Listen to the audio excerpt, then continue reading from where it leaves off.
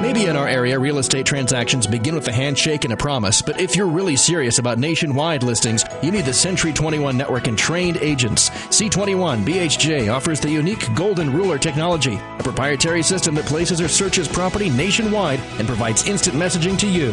When it comes to listing or searching, nothing beats the Century 21 Golden Ruler technology. Learn more at your C21 BHJ office. With C21, you're golden. My town, my Taco John's. Nothing like having friends over for the game. Baja Boneless Wings. Nope, not anybody you know. Baja Boneless Wings, new at Taco John's. Tender pieces of whole white meat chicken in 3 Mexican flavors. Honey habanero, sweet chipotle barbecue, and bold buffalo. Pick them up for your next get-together.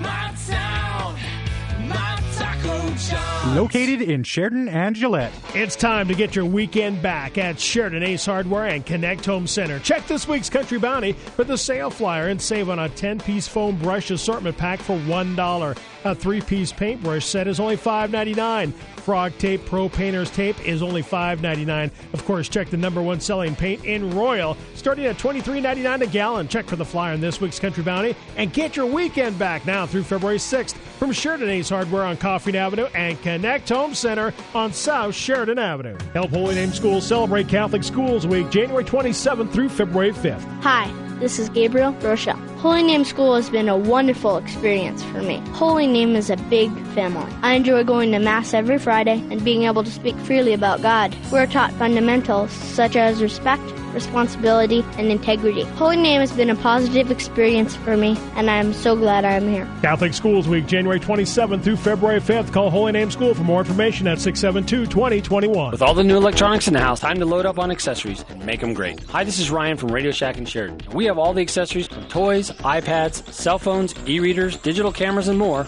We have cases, screen protectors, and chargers that you need. New HD TV in the house this year. We have Blu-ray players, cables, and surge protectors to make those great as well. And don't forget, Radio Shack in Sheridan is your wireless headquarters. For new accounts, upgrades, and accessories, or even billing issues, come in and see us for all your wireless needs. Radio Shack, next to Albertsons in Sheridan. Photo Imaging Center has some sweet deals for February. How about a candy jar with your favorite photo on it, just $14.99. An 8x10 print, just 99 cents each, normally $3.99. $10 off a framed 15x6 wall collage. With just a few easy clicks online, you can customize your collage on their website and pick up your framed collage in-store, only $24.99. February pick savings are at Photo Imaging Center in Sheridan, Gillette, and online at photoimagingcenter.com. And welcome back to Public Pulse, sponsored by Century 21 BHJ. Our guest, Dan Neal, who's the Executive Director of the Quality State Policy Center. And Mr. Neal, we have a caller for you. Thanks for calling. Do you have a question for Mr. Neal? Yeah, it's a question. I was wondering, does your organization have any official or unofficial ties, affiliation, or other relations with ACORN, Volunteers for America, or Volunteers for Wyoming? Okay. Did you hear that, Mr. Neal? I did. I don't think ACORN exists anymore. I think that was disbanded. There may be some remnant organization. We never had any sort of official relationship with them. ACORN hasn't particularly been active in Wyoming. We do some of our own efforts to organize in low-income precincts around the state. And are you there? Hello? Yeah, go ahead. Trevor, we're getting some feedback. Okay, you got. Go ahead. Okay. Anyway, so yeah, we do some of our own efforts to educate people about voting and urging them to get out and vote. But we aren't officially hooked up with ACORN or what was ACORN in the past. And the other two groups, I mean, we've used volunteers from VISTA before in some of these organizing efforts. And otherwise, I guess I've answered this question. I don't. Okay. So. All right.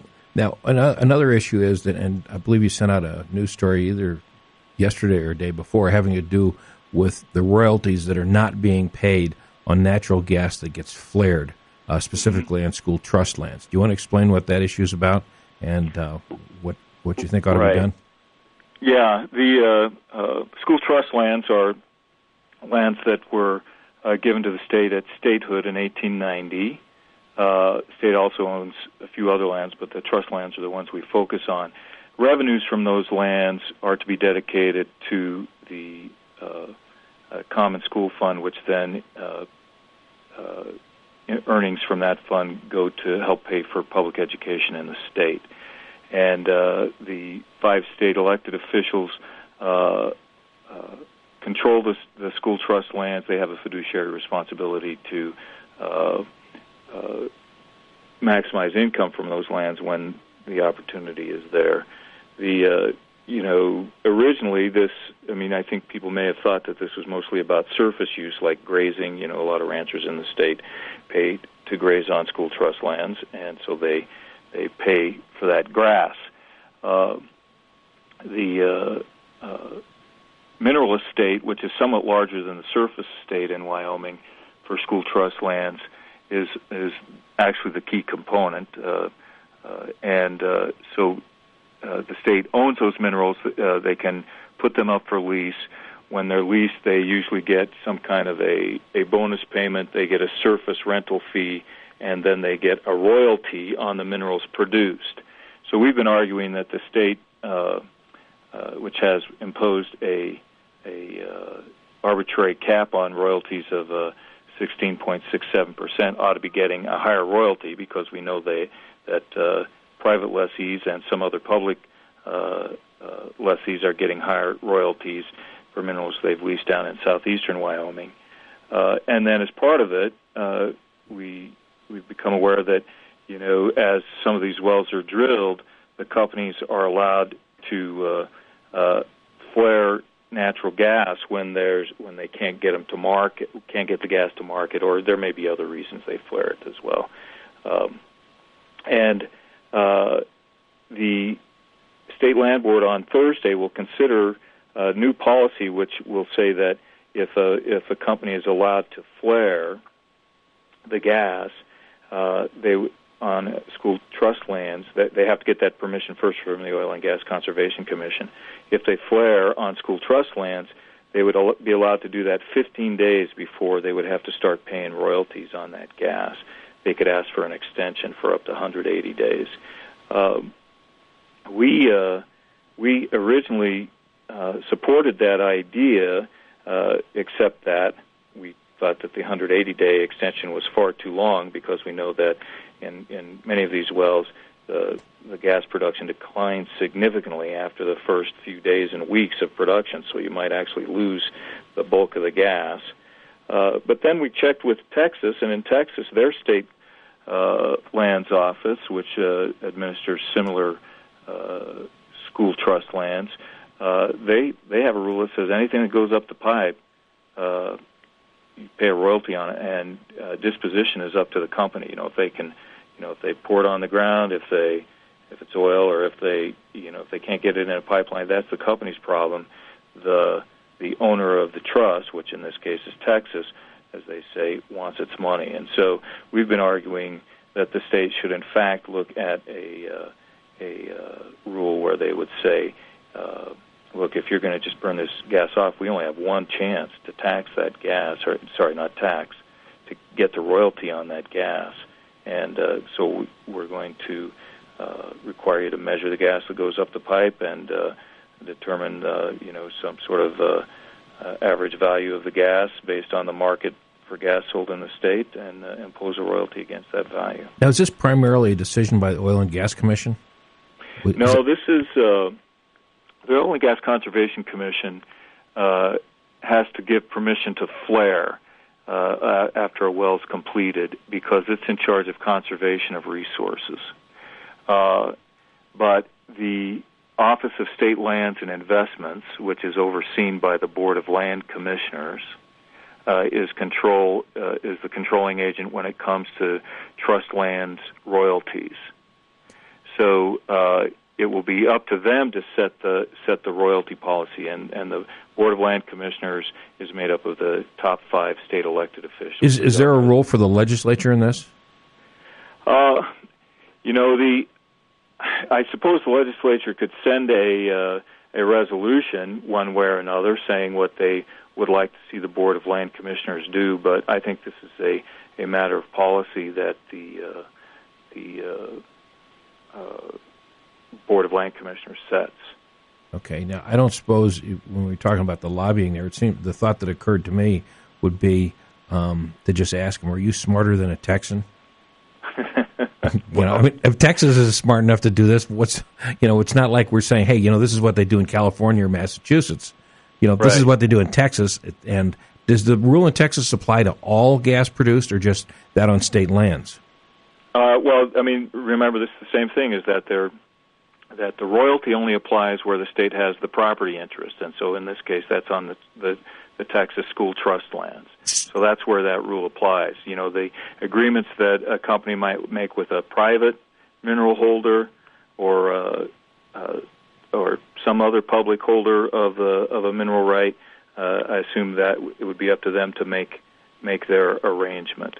I'm very interested to hear the arguments at the meeting on Thursday. I'm sure we'll hear that, well, Wyoming doesn't have the infrastructure that Texas has, and so it's far more difficult, and so that can lead to other problems. I want to hear all the arguments. I can be, What do you mean we don't have the infrastructure? We don't have pipelines? Excuse me. That's I think that will be the argument, is that with some of these wells, there isn't a pipeline close enough by that they can get the gas into the line. Yeah.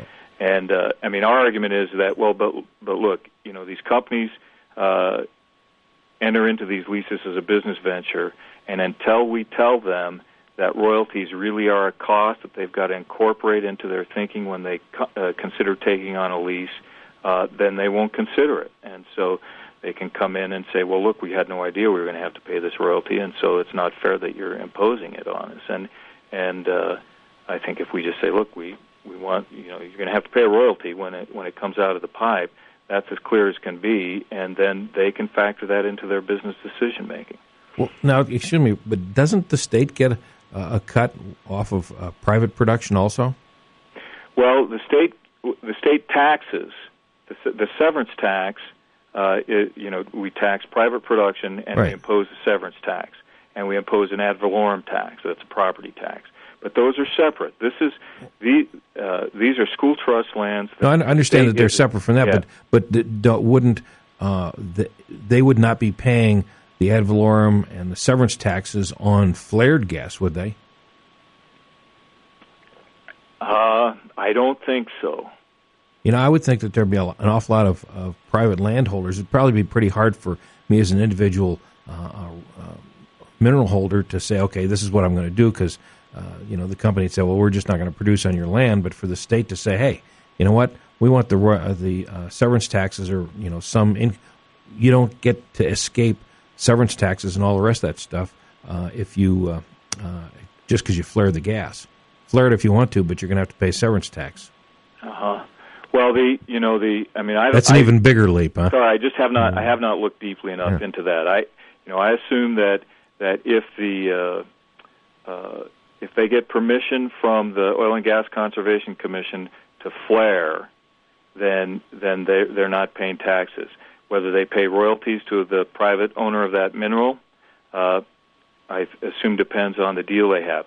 What I know is that years ago the state allowed Exxon to vent CO2 from the big plant over in western Wyoming at Riley Ridge, and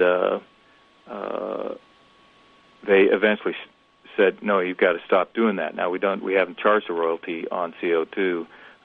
Probably should start doing it. That's a valuable gas these days used in tertiary production. So anyway, so I don't want to get lost in the weeds here. I don't know enough about exactly how that works on the tax on flaring of gas. It'd be something to look into. I mean, I think we want to avoid wasting these resources. Yeah. And the state really is. I'm sure Tom Dahl at the Oil and Gas Conservation Commission would tell you that they're very careful on allowing companies to flare gas because they don't like to see the mineral wasted. Okay, Dan, we need to take another break, so please hold on. Our guest again, Dan Neal, Executive Director of the Equality State Policy Center. You're listening to Public Pulse on News Talk 930 KROE Sheridan.